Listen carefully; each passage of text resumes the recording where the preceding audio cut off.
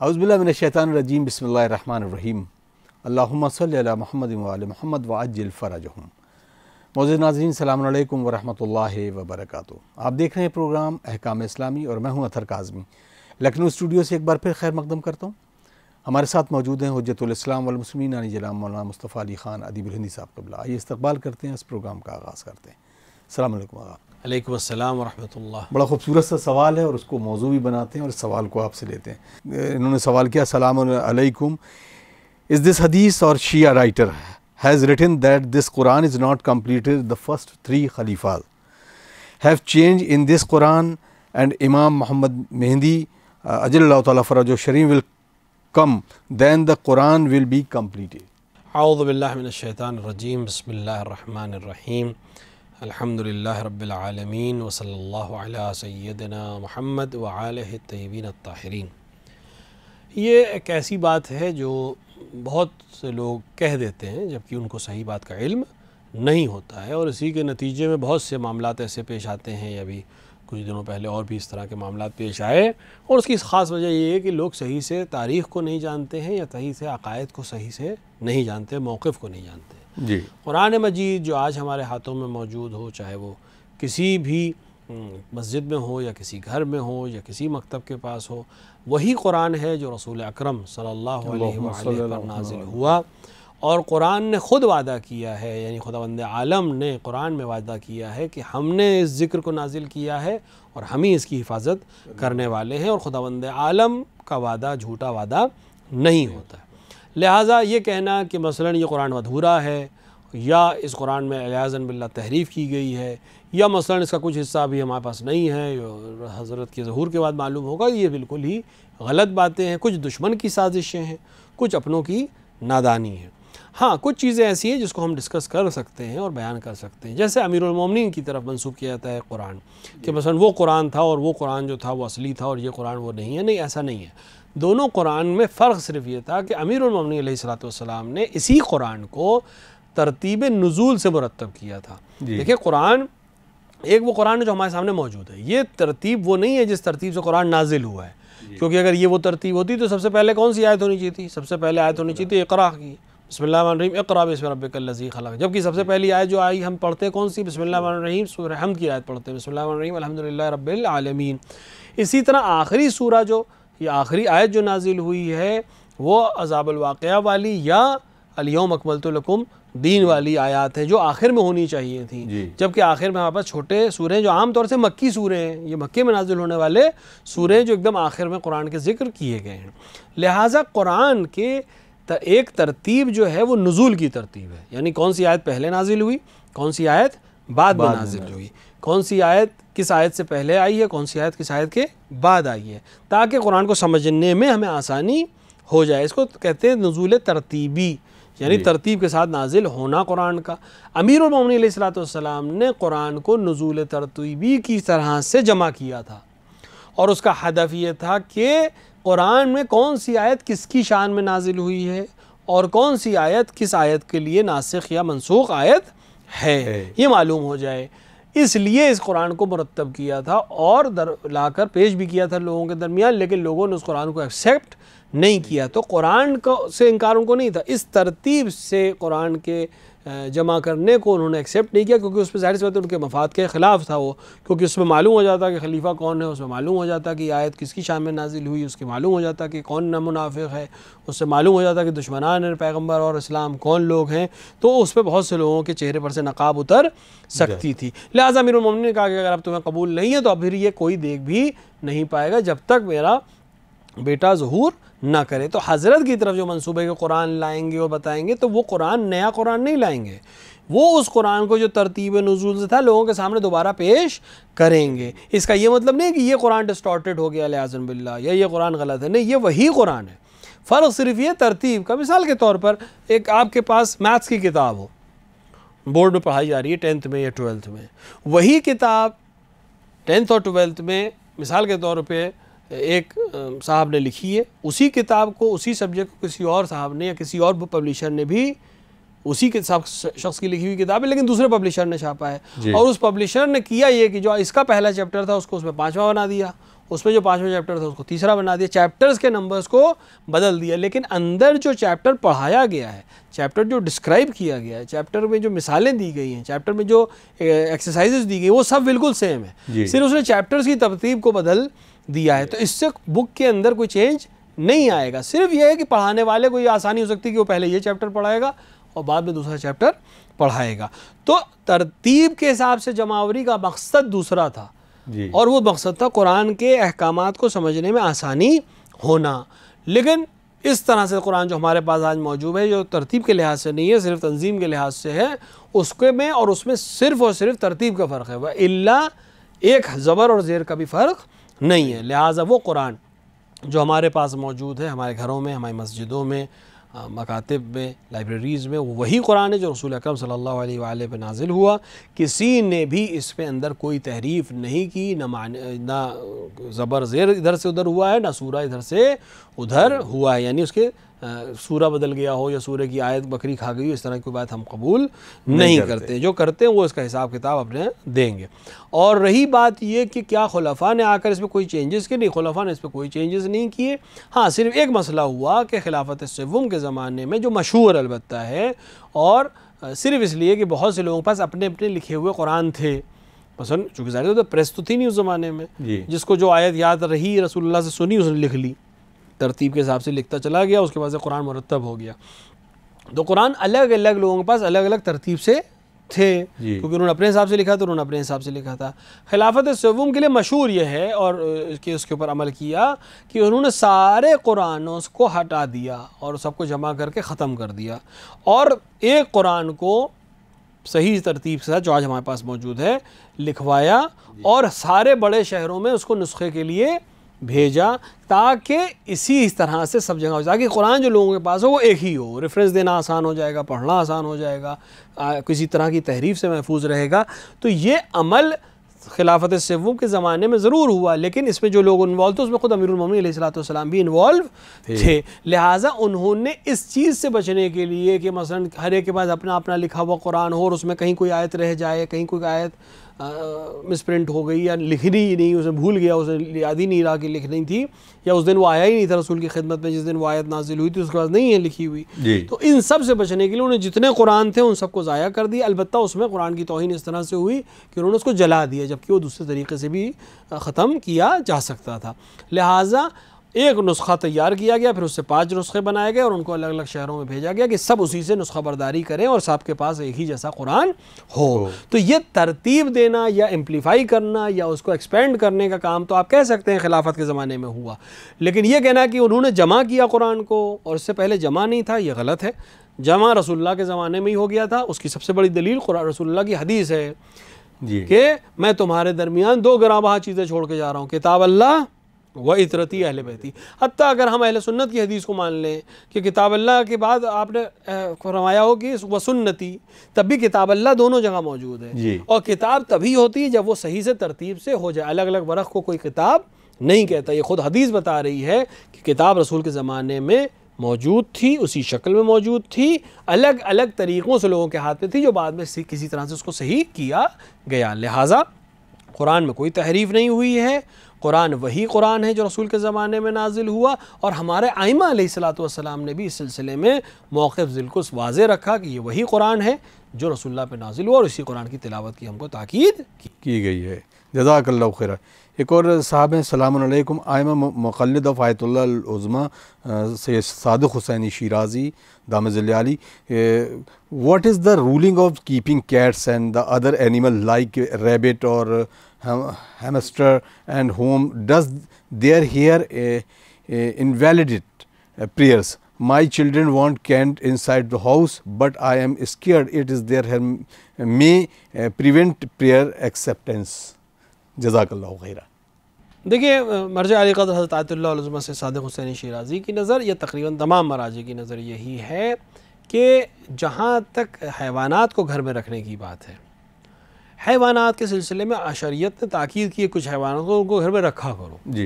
जैसे कबूतर की कुछ किस्में हैं, या बत्तखें हैं, या मुर्ग है, इसकी ताकीद हुई है। बड़े जानवरों में भेड़ और बकरी की बहुत ताकीद हुई है घर में रखना। पहले भी बहुत से लोग रखते थे, अब चूंकि घर इस तरह के नहीं रह गए लिहाजा उनके लिए रखना भी मसला हो गया। लेकिन इनके बड़े फ़ायदे हैं इन हैवानात के घर में रखने के।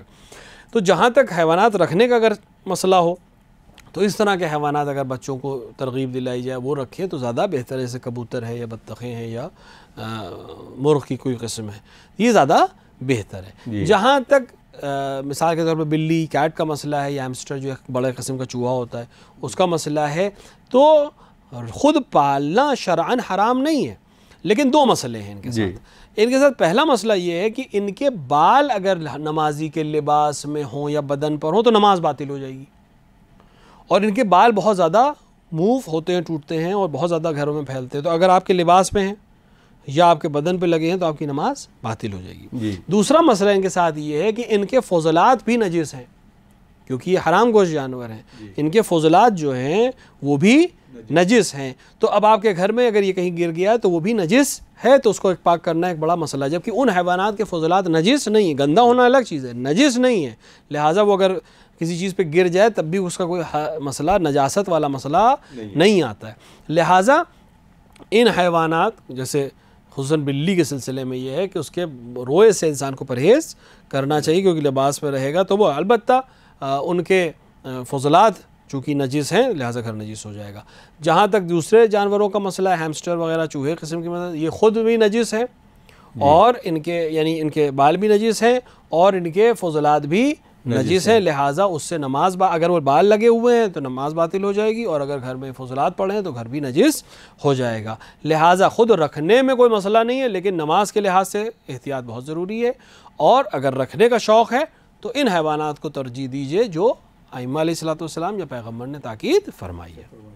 अब यहाँ पर कुछ लोग कुत्तों की नस्ल की बात करते हैं कि मतलब कुत्ता पालना वैसे तो मना है क्योंकि वो हराम है और हर तरीक़े से वो मना है, नजिस है, लेकिन कुछ कुत्तों के लिए कहा गया उसकी ब्रीड और ये सारी चीज़ें, तो उस पर भी ज़रा बता दीजिए कि कौन कौन से कुत्ते हैं जिसको पाला जा सकता है और किन हालात में पाला जा सकता है। देखिए, कुत्ता नजिसुल ऐन जानवर है, ख़ास हालात के अलावा उसकी निगहदाश्त को मना किया गया है। ख़ास हालात से मुराद ये है कि मसलन घर की रखवाली के लिए जो ख़ास ब्रीड्स आती हैं जो घर की रखवाली के लिए होती हैं, यानी कुछ कुत्ते ऐसे होते हैं जो आमतौर से सिर्फ शौक़ में पाले जाते हैं, इनका कोई ताल्लुक़ इंसान की हैवानात के या इंसान की निगहदाश्त से नहीं होता, यानी घर की रखवाली के लिए नहीं होते हैं। वो कुत्ते तो मुतलक़न हराम है, उनका पालना, उनका रखना, उनके लिए रखना वो तब बिल्कुल हराम चीज़ है और बिल्कुल सही काम नहीं है। लेकिन वो कुत्ते जो घर की हिफाजत के लिए होते हैं, अब ब्रीड्स के नाम तो मुझे ज़हरन नहीं है लेकिन लोग सर्च कर सकते हैं, वो ब्रीड्स जो घर की हिफाजत के लिए या फील्ड्स की हिफाजत के लिए, और कुछ ब्रीड्स होती हैं जो गले की हिफाजत करती हैं, यानी वो शेपर्ड्स डॉग कहलाते हैं, जो मवेशियों की निगहदाश्त में काम आते हैं, उनको गाइड भी करते हैं और उनकी रखवाली भी करते हैं।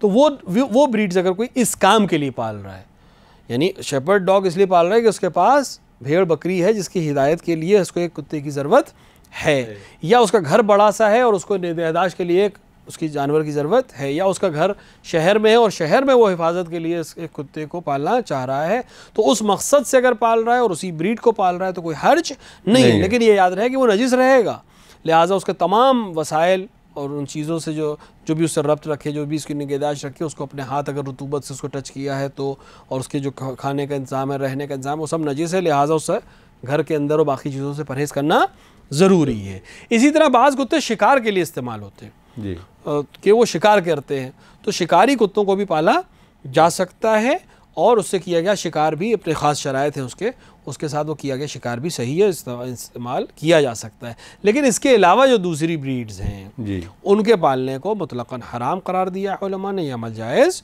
नहीं है। हत्ता ये ब्रीड्स जो जायज़ है वो भी अगर उसी अमल के लिए इंसान पाल रहा है तब तो ठीक है, लेकिन अगर सिर्फ शौक़ में पाल रहा है, उसको उसकी कोई ज़रूरत नहीं है, तो ये अमल सही नहीं है। हाँ, अब जैसे इसमें क्या एक सवाल इसी से जुड़ता हुआ है कि जैसे मसलन शिकारी कुत्ते हैं और वो शिकार करते हैं और वो जानवर जो है वो हलाल है और उस पर दौड़ कर झपटते हैं, तो अब इसमें वो कौन से चीज़ें हैं कि जो इस गोश्त को मना हराम कर देगा, या जो हलाल की सिफत है वो किस जाविये और किस ज़रिए से होगी?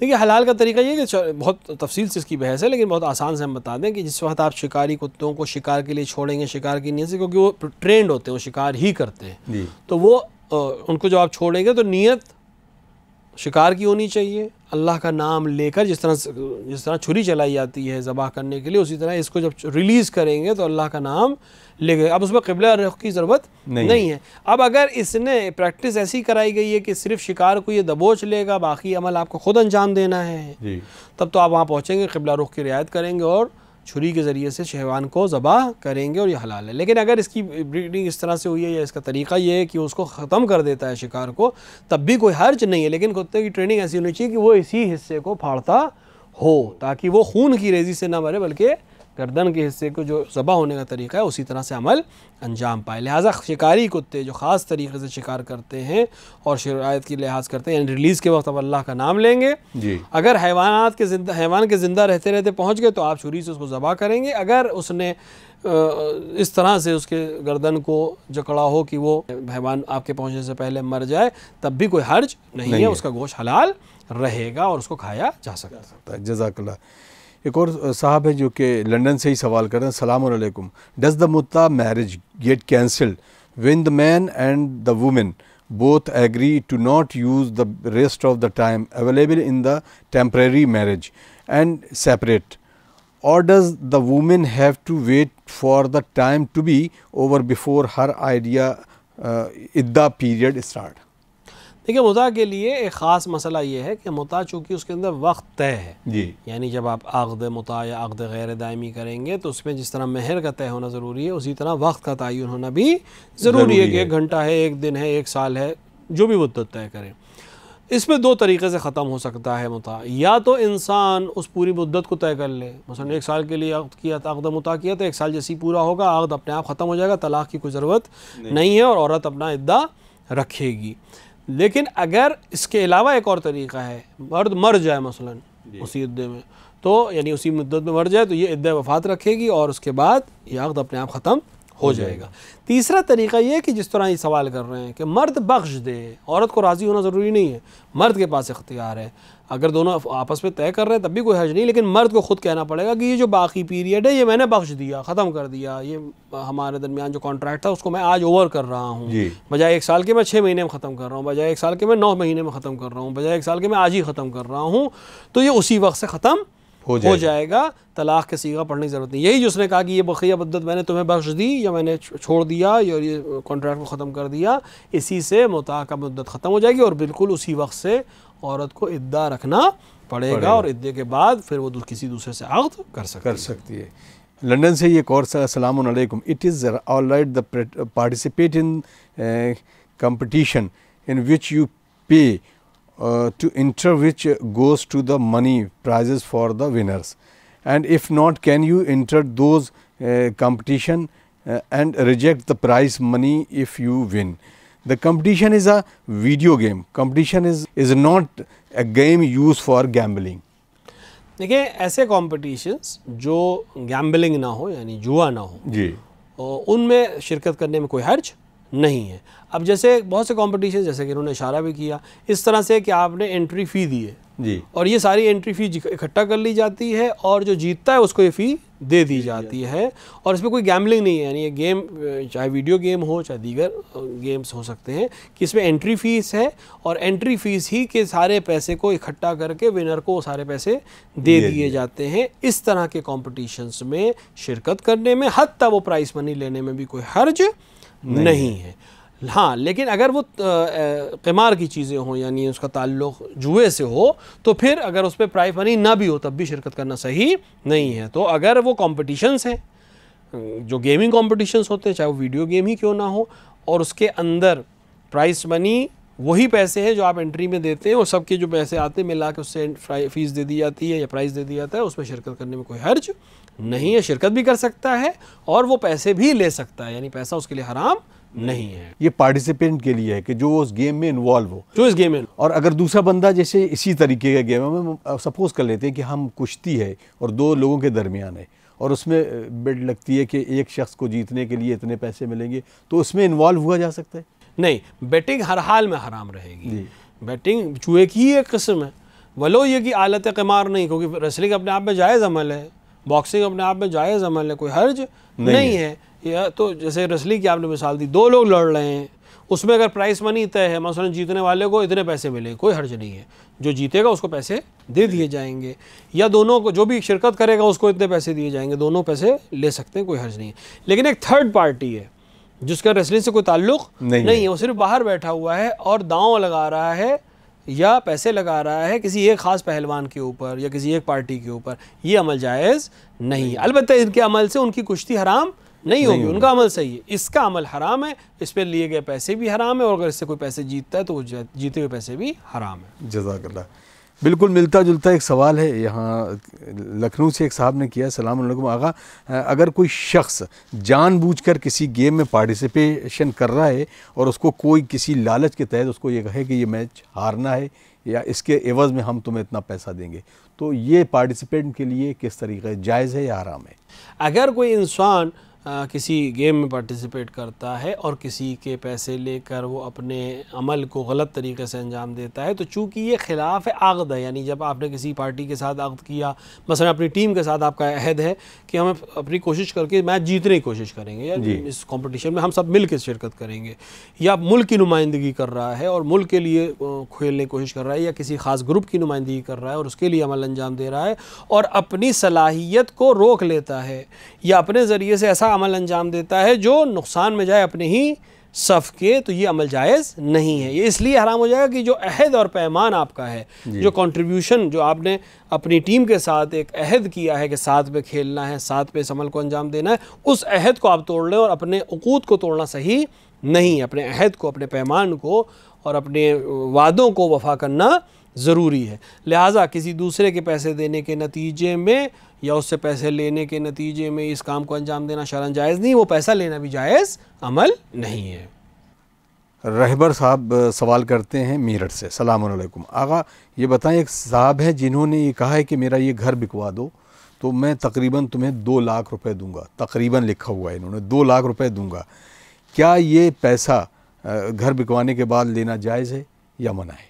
बिल्कुल लेना जायज़ है। ये इस तरह से है कि इंसान किसी काम के लिए कोई कीमत तय कर दे कि अगर किसी ने मेरा ये काम कर दिया तो मैं उसे इतने पैसे दूंगा, तो ये कीमत उसने तय कर रखी है इस अमल की, जो भी अंजाम दे उसका हक़ है कि ये इस कीमत को ले सकता है। ये इसमें हत्ता परसेंटेज का भी नाम अनवाना ज़रूरी नहीं है। ये कह दे कि मिसाल के तौर पर जिस आदमी ने मेरा ये घर बिकवा दिया मैं उसको 2 लाख रुपए दूंगा, तो वो जिसने भी ये काम अंजाम दिया वो हकदार हो जाएगा उस प्राइस मनी का। ये इस तरह से कि इंसान को जआला करे कि अगर ये काम हो जाएगा मेरा तो मैं इतने पैसे दूंगा, या ये काम हो जाएगा तो मैं ये काम अंजाम दूंगा, तो जैसे ही वो काम अंजाम देगा तो अंजाम देने वाला हकदार हो जाएगा प्राइस मनी का, और जिसका काम है उसके लिए ज़रूरी हो जाएगा कि वो प्राइस मनी ज़रूर दे। अगर उन्होंने तकरीबन कहा है तो 2 लाख देना ज़रूरी नहीं है। अब तकरीबन को जो भी वो आपस में डिफ़ाइन कर ले वो सही है। अगर प्राइस तय कर दिया हो कि हतमन इतने ही देंगे तो उतना देना पड़ेगा, और अगर प्राइस नहीं तय किया हो तो जो भी उसने नियत मतलब जो भी करेगा वो मैं उसको इनाम दूंगा, तो जो भी इनाम दे जो उर्फ़ में माना जाए कि हाँ ये इनाम है वो एक्सेप्ट किया जाएगा और उसका अमल सही है। जज़ाकल्लाह। अम्मार हैदर साहब सवाल करते हैं, लखनऊ से सवाल है इनका। सलाम अलैकुम आगा, ये कंसल्टेंसी, मसलन मैं किसी शख्स को हायर करूं काम के ज़रिए से और मैं उसी शख्स को दूसरी जगह भेजूं जिससे मैं ज़्यादा पैसे लूं और उस शख्स को कम पैसे दूं, ये कंसल्टेंसी जायज़ है या इसके लिए क्या है? देखिए, अगर उस शख्स से कंसल्टेंसी के पैसे का मतलब ये कि इंसान आपके पास आया, कंसल्ट करेगा, आप उसको राय मशवरा देंगे, आपने पहले से तय कर लिया है कि मुझसे इतनी देर बात करने के या मुझसे कंसल्टेशन के इतने पैसे लिए जाएंगे जी, मैं इतने लूँगा, वो तैयार है, वो आ जाए आपके पास, ये अमल जायज़ है।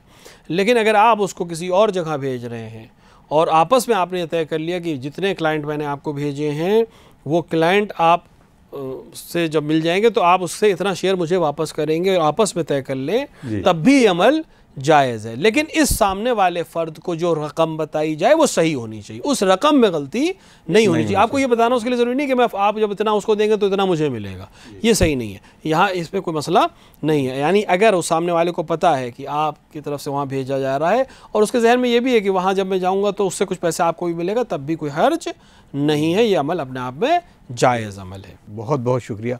नाज़रीन, हमें दीजिए इजाज़त क्योंकि वक्त बिल्कुल इजाज़त नहीं दे रहा कि मज़ीद गुफ्तगू की जाए। आइए हम दुआ करते हैं अपने वक्त के इमाम के हुज़ूर, अल्लाहुम्मा अज्जिल लिवलियकल फ़रज।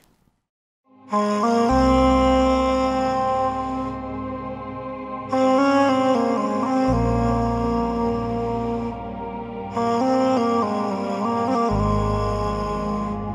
ah.